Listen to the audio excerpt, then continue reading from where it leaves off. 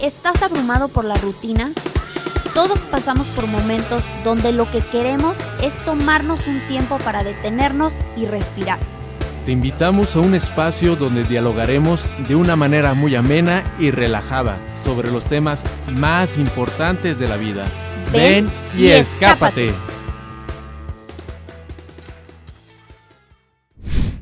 Hola, ¿qué tal? Bienvenidos una vez más a su podcast de Escápate. Estoy muy contento de estar aquí, con todos los que nos escuchan, pero especialmente porque me encuentro aquí en la cabina del seminario con un hijo de esta institución, como él mismo lo dijo hace unos momentos, el padre José Luis Íñiguez García. Muchas gracias, padre, por estar con nosotros. Gracias a ustedes por la invitación. Siempre es un placer estar en esta alma mater, en el seminario, ¿no? Que me vio crecer unos años aquí.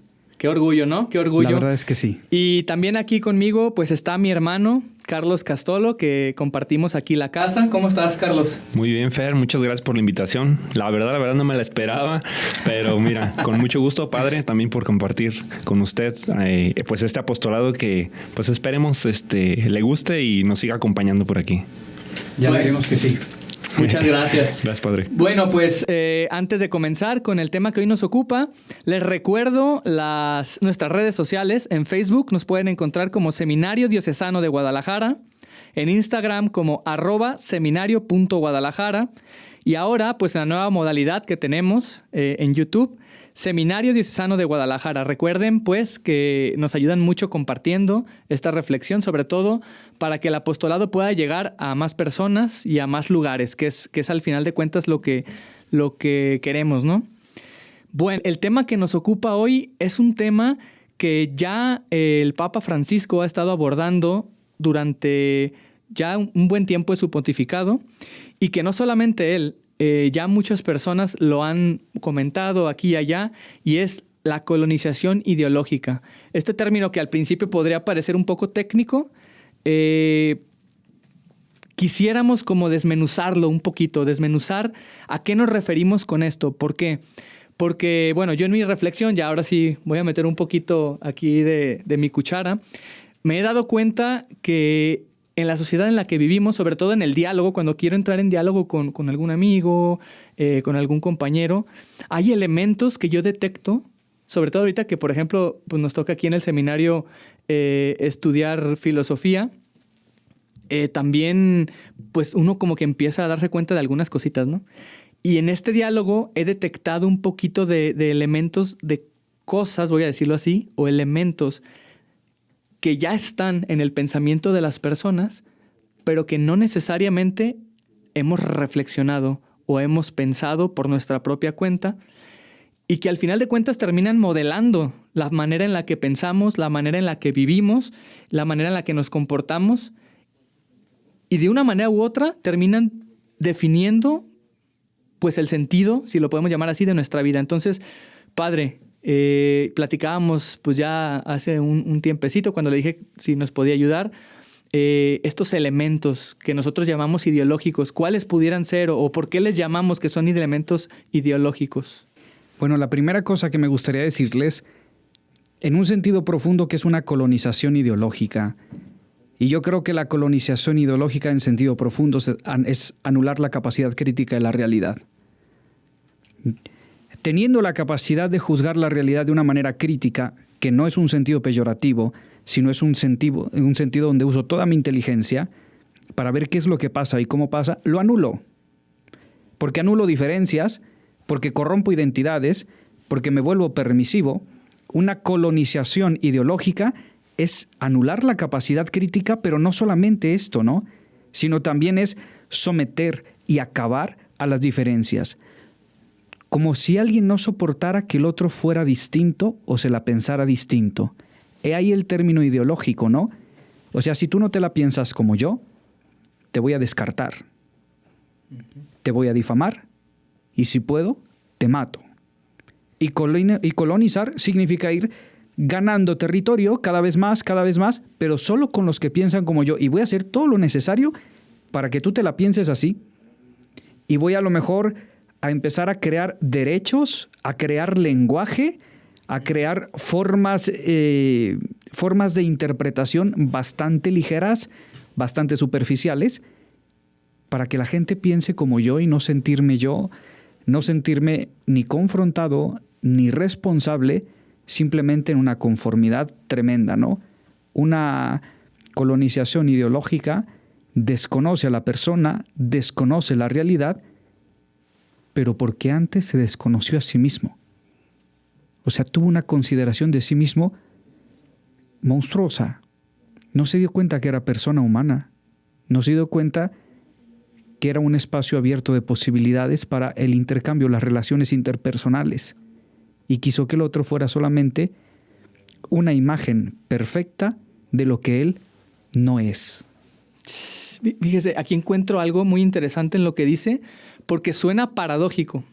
¿En qué sentido? Carlos, no sé si estés de acuerdo conmigo en esto, pero realmente eliminar las diferencias, todos somos iguales, en el sentido matemático, ¿no? Todos somos iguales, todos tenemos los mismos derechos. Este lenguaje del que habla el padre pareciera, en una primera instancia, como todo lo opuesto a imponer algo, ¿no? Como, voy a ser auténticamente quien soy yo, ¿no? Así parece, ¿no? Se nos presenta como esta panacea donde uno pudiera determinarse en un espacio ilimitado de posibilidades, que creo que así es como nos lo han querido hacer ver, o así lo vemos. Y entonces, al anular esta capacidad crítica que menciona el padre, no sé, Carlos, ¿tú qué experiencia has tenido a lo mejor en la vida cotidiana de esta que el Papa Benedicto XVI ya llamaba bien dictadura, ¿no? Del relativismo, en este caso hablando del relativismo, pero al final de cuentas se impone. ¿Cómo lo has vivido? Sí, claro. De hecho, pues todo esto se presenta pues como un problema desde el momento en el que se ve como la solución, ¿no? Y tú lo ves en la vida diaria, en donde pues de repente como que te censuran de repente hablar, no sé, de tus creencias religiosas o hablar de tus preferencias en torno a ciertos autores, en torno a ciertas películas, o no, ¿sabes qué? Tienes que ver este contenido, porque si no, pues no avanzas, no vas de acuerdo a lo que ahorita ya se está planteando como verdad, ¿no? Pero pues quién sabe si de veras se hace eso de verdad, cuando, como dice el padre, pues no se anula esta capacidad crítica de ver la realidad, ¿no? Entonces vamos abanderados con esta, como dices tú, esta panacea o este objetivo de tolerancia, cuando pues te muestras, a ver, de veras nos mostramos tolerantes frente a todos, ¿o es necesario ser tolerantes frente a todos? Hace unos minutos el padre mencionaba una palabra que a mí se me hace como el látigo de esta dictadura o de esta imposición, que es lo políticamente correcto. Ya decía padre. ¿Cómo ve usted que se manifiesta esta colonización ideológica en este sentido? Mira, yo quisiera tomar a un autor para poder responder a esto, ¿no? Charles Taylor, filósofo y politólogo canadiense, sí. Charles Taylor tiene una amplísima literatura, pero ahora me viene a la mente dos libros, uno que se llama Secular Age y el otro libro que se llama El desajuste de la modernidad. Precisamente voy a tomar este segundo. En El desajuste de la modernidad, Charles Taylor habla que estamos entrando en un ambiente donde estamos cambiando las cosas que son estables, ¿sí? Estamos cambiando la estabilidad por la inestabilidad. Y él hacía una reflexión muy profunda y decía, dejamos de llamarle originalidad a las cosas y comenzamos a llamarle autenticidad. La autenticidad es algo que se construye y la originalidad no se construye. Tú descubres la originalidad, ¿por qué? Porque refiere a la naturaleza y al origen de las cosas como son. Pero lo auténtico no. Lo auténtico tú lo puedes construir. Y decía, y si yo hago este cambio de la originalidad a la autenticidad, entonces comienzo a deconstruir lo original y construir lo auténtico, que al final sería un absurdo, porque no se cambia. Cuando él hablaba de este sentido, él decía, ¿qué es lo que genera la autenticidad? Bueno, la autenticidad lo que generará, o más bien procede de el egoísmo crónico, porque yo quiero ser diferente a todos. Y si yo quiero ser diferente a todos, me quiero distinguir de todos. Pero después no me basta distinguirme de todos. Como ya me pude distinguir de todos los demás, quiero que todos sean como yo. Y después, en este mismo sentido de la autenticidad para Taylor, viene lo que llama él relativismo mórbido. Un relativismo mórbido, todo es lo que quieras que sea. Depende de tú, no de tu forma de concebir la realidad. Que es tu más forma pasivo, ¿no? Eso, me imagino. de sentir la realidad. Ok, entonces venimos otra vez a la anulación de la crítica, de la capacidad crítica de la realidad. Como tú sientas la realidad, eso va a ser relativismo mórbido. Pero Taylor también decía, en cuanto al sentido originario, hablaba, soy originario, tengo una naturaleza, y esa naturaleza es creada. Y esa naturaleza, siguiendo también, digamos, respectivamente, la definición que hacen los griegos sobre naturaleza, sobre todo Aristóteles, el principio de operaciones, dice, la naturaleza va a tener unas funciones que no la van a contradecir. Aquella máxima, ¿no? Aquel principio filosófico, ayer sequitur esse. El hacer sigue el ser. Ahora, dice Taylor, yo no podría realizarme si no es siendo lo que soy. Pero no hay conciencia de lo que soy. Ahora, y si empezamos a construir solamente en el sentido de autenticidad, como si fuera una base pseudocultural, entonces diremos que solamente será válido, aplaudido y aceptado lo políticamente correcto. Lo que no me incomoda, lo que no me demuestra la verdad, lo que no me hace ver el origen como tal, y nos movemos en lo políticamente correcto y cambiamos la verdad por las sensaciones, cambiamos la libertad por la anarquía, cambiamos el conocimiento también por cúmulo de sensaciones, cambiamos la responsabilidad hasta a veces hasta por la autoestima, ¿sí? Entramos en un cambio de lenguaje que nos lleva a realidades que son absurdas, que no se sostienen. El cambio de lenguaje que atenta tanto contra nuestra dignidad, la naturaleza no la va a quitar. ¿Atenta la comprensión? Sí que la atenta, ¿no? Ahora, digamos que pongo un ejemplo muy sencillo, ¿no? Ya en esta colonización ideológica, cuando hablamos de lo políticamente correcto, a veces somos capaces de soportar el absurdo o el mal en lugar de enfrentarlo y ayudar al otro. ¿Cuál es el ejemplo plástico que quiero poner? Tú notas a una persona en peligro, ¿no? Y tienes un instinto de supervivencia. Y tienes ya esa ética natural que te lleva a hacer el bien, a evitar el mal y ayudar al otro. Pero ahora, haciéndolo políticamente correcto, yo no me acerco a ayudar, pero saco mi teléfono y grabo y subo a redes sociales. Sí. Es que estoy denunciando, pero no estás ayudando en ese momento. Esta colonización ideológica que se está anulando las diferencias, que nos está llevando a matar por matar a un lenguaje falso, nos va a llevar a ver las cosas que no son normales como completamente normales. Tú piensa, ahora se puede hacer tranquilamente una grabación en vivo de un asesinato o de una muerte, y hay gente que en vivo está viendo un asesinato sin que le cause mayor cosa. Vi cómo lo mataron, vi esto, vi aquello. Se pierde una sensibilidad que procede de la naturaleza y se adquiere una cosa que procede de un sentido que no es natural.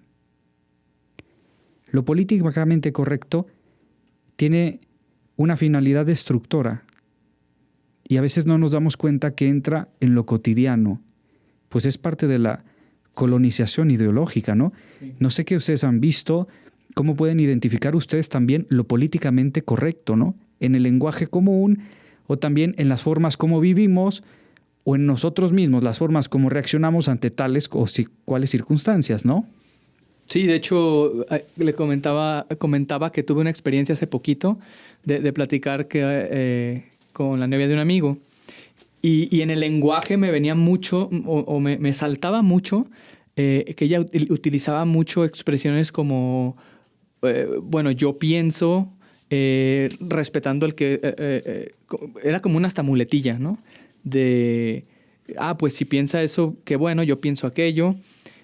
sin ánimo de ofender al otro, pero era excesivo el uso de este tipo de justificaciones para yo poder emitir una opinión que yo mismo a la hora de emitirla le resto valor, por así decirlo, de pretensión de decir una verdad para no ofender al otro, como para no entrar en este enfrentamiento. Algo que me llamó mucho la atención ahorita de lo que decía, padre, es que esta aversión, por así decirlo, a la verdad, a la naturaleza, construir la autenticidad que implica que yo niegue la objetividad de la realidad. Y aquí tenemos muchos ejemplos, ¿no? Tenemos los ejemplos desde el mismo lenguaje de los fenómenos que ya sabemos de cambiar el ellos y ellas por el ellas, todo el lenguaje inclusivo y que se proyecta a muchas situaciones.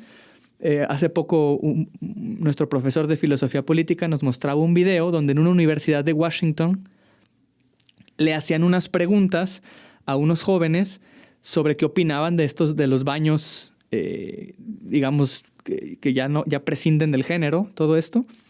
Y les hacía preguntas muy concretas, directas. A ver, si yo te digo, y empieza muy leve, si yo te digo que era un varón, ¿no? Si yo te digo que yo me percibo como una mujer, ¿qué me dirías, no? Pues la respuesta de todos era esta evasión, ¿no? No, pues si tú lo piensas está bien, yo así lo pienso. Pero iba aumentando en contradecir la objetividad. Y si yo te digo que mido 2 metros, y si yo te digo que mido 2 metros, soy mujer y le iba aumentando, ¿no? Y tengo 7 años. Y hay un fenómeno impresionante. Se ve cómo los entrevistados comienzan a hacer un esfuerzo muy grande por mantener su posición de lo políticamente correcto, pero hay algo, la misma objetividad los revienta, ¿no? Les choca. Sí, pues de hecho es que eso en la práctica es querer meter tu pensamiento o lo que tú sientes, como decía el padre, más bien el sentimiento a la realidad, ¿no? En calzador. Y algo bien importante que decían es cuando que está fuera de ti esta noción o fuera del colectivo, la noción de realidad, de normal, pues te vas a hacer un daño, ¿no?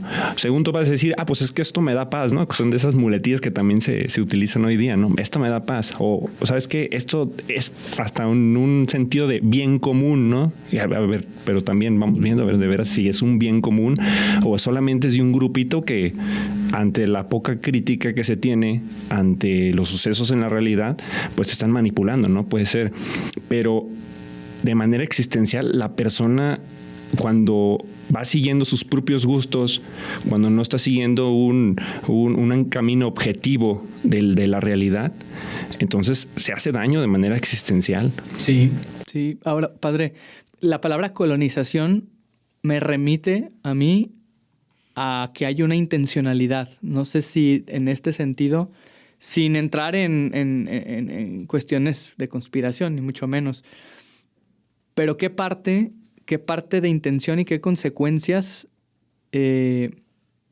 digámoslo así, qué consecuencias habría de que así fuese o si es que es así, ¿no? De esta intencionalidad. Sí. Implantar un nuevo orden. Acabar con lo antiguo e implantar un nuevo orden. Y esto me lleva a pensar que por pensar yo no creo la realidad.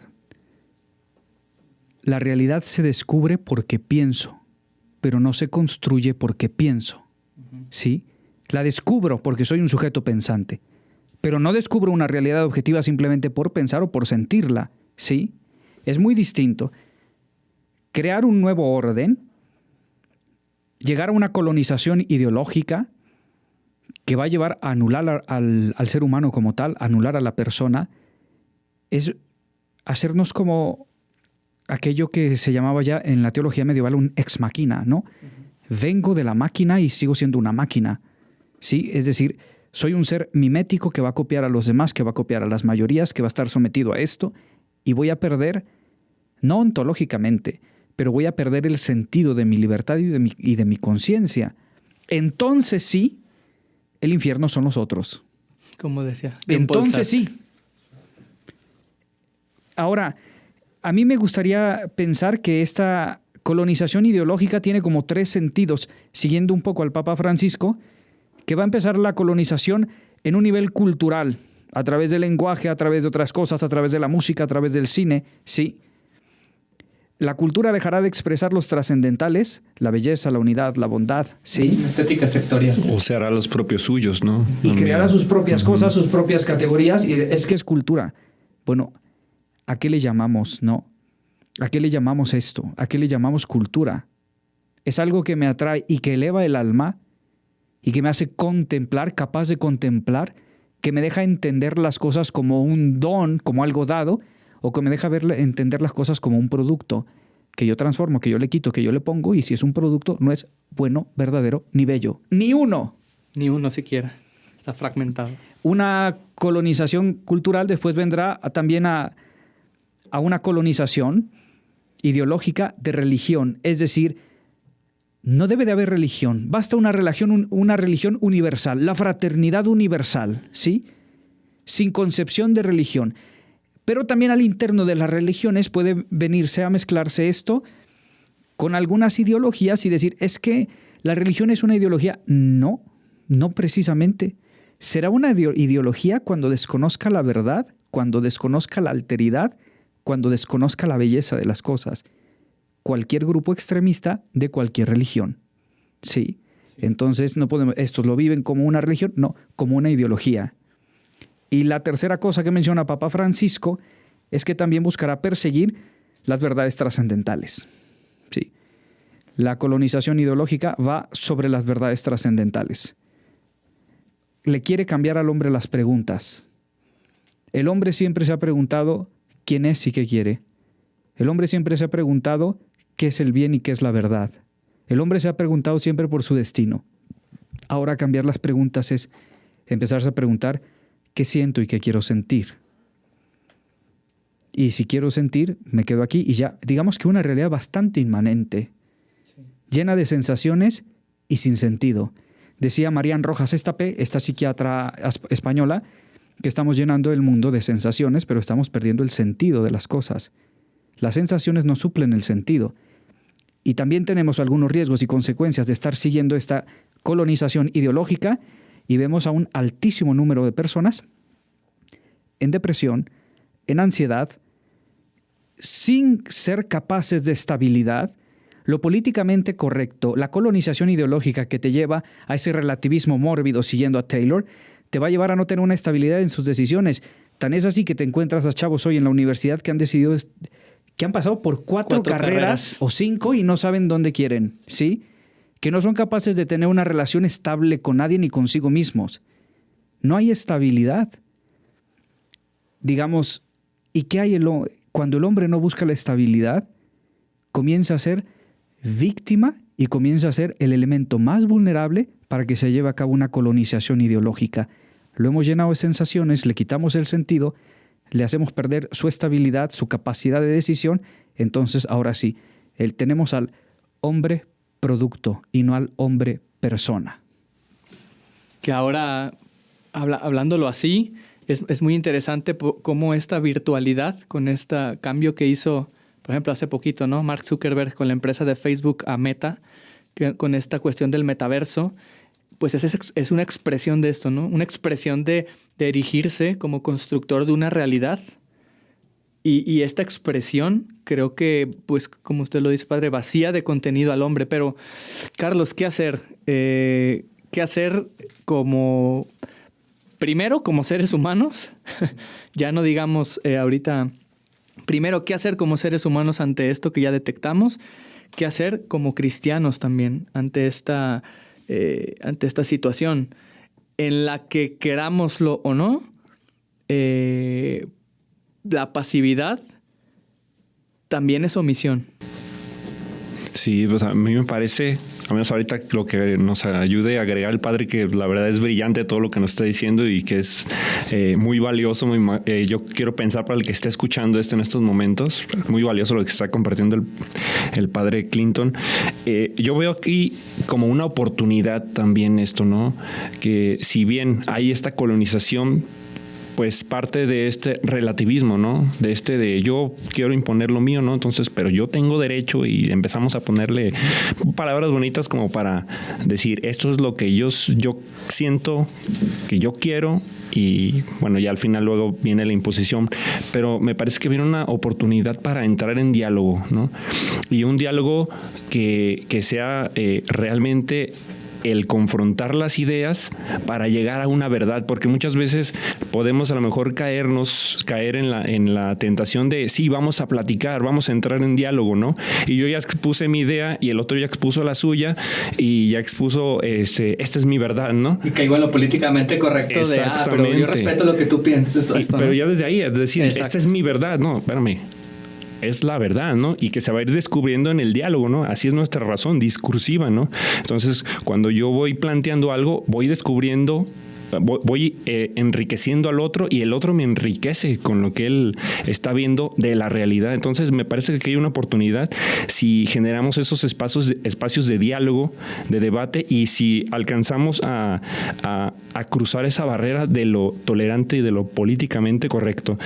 Y bueno, aquí también en este sentido de ya como cristianos, pues conocer bien nuestra fe, ¿no? Conocer bien y darnos cuenta que descubrir esa verdad, y que si bien, como ahorita me decías, ¿no? Entre lo humano y lo cristiano, pues bueno, darnos cuenta que un buen humano, o un humano así, que vive bien su vida, que vive en la verdad, es un buen cristiano, ¿no? Entonces, pues ir fortaleciendo eso, y como dicen, ¿no? Aprender a pensar. Más allá de decir, esto es lo que se hace, no.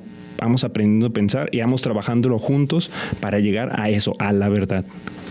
¿Qué hacer, padre? ¿Qué hacer, sobre todo, de una manera, pues, muy, muy práctica, si se puede decir así? Estamos inmersos, ¿no?, en esta sociedad que vivimos. Yo diría dos aspectos. El primer aspecto, una vuelta a la educación filosófica metafísica. ¿Sí? Porque si no hay este itinerario de conocimiento, vamos a pensar que las cosas son lo que creo y no las cosas son lo que son, y ya está. ¿Sí? Las cosas son lo que son. Y hay que conocerlas. Eso en cuanto a humanidad nos referimos. Volver a estudiar la filosofía. Y después vivir una piedad constante y una caridad incansable. O sea, que el alma cristiana, que la persona cristiana, la persona que ha tomado a Jesucristo, que siga a Jesucristo, pues que no se canse de estar con Él. Porque es una relación personal. Si no hay una relación personal, corremos el riesgo de tener una ideología cristiana, pero no una realidad cristiana. Yo podría decirte, es que soy sacerdote porque hago cosas de sacerdote, pero resulta que no tengo una relación con Jesucristo, que no hablo de Él con mi vida, entonces yo estoy cayendo también en una colonización ideológica. Y la caridad incansable es que nuestra vida pueda mostrar la presencia de Dios entre nosotros, porque tú eres mi hermano y tenemos un Padre común, y seguimos a Jesucristo. Y Jesucristo nos revela la verdad de nuestra vida. Eso me lleva también a la piedad constante, ¿no? Relación con Dios y relación con los demás. Y si tú le quieres ver sentido vertical y sentido horizontal, se llama cruz. Sí. ¿Sí? Es verdad. De Sí, hecho, decía el Papa Francisco ahorita que lo comentó, que la realidad es más grande que la idea. Hacerlo sí. vida. Y ahorita que menciona esto, padre, qué importante darse cuenta también que podemos caer en esta posición, ¿no? Todos en general, incluso si no profesamos los que no profesen una religión, de quienes nos escuchan, pero podemos caer en esta colonización ideológica cuando realmente no hemos hecho esta conexión entre reconocer que la realidad se me presenta, pero aparte no solo reconocerla en mi intelecto, sino que vivir de acuerdo con esto que se me presenta, y por supuesto, al estarlo viviendo integralmente, es como yo, de alguna manera, si tengo esa recta intención, encontraré el camino hacia la verdad, ¿no? Pues muchísimas gracias. Creo que ha sido muy enriquecedor Mucho, hablar la verdad que algo sí. algo de que lo que vivimos todos los días, porque en frases simples, en actitudes simples que tenemos todos los días en donde estén, aquí en el seminario, en la escuela, en el trabajo, subyace esta cuestión. ¿Algún comentario final? Nada más para los que nos están escuchando, Carlos.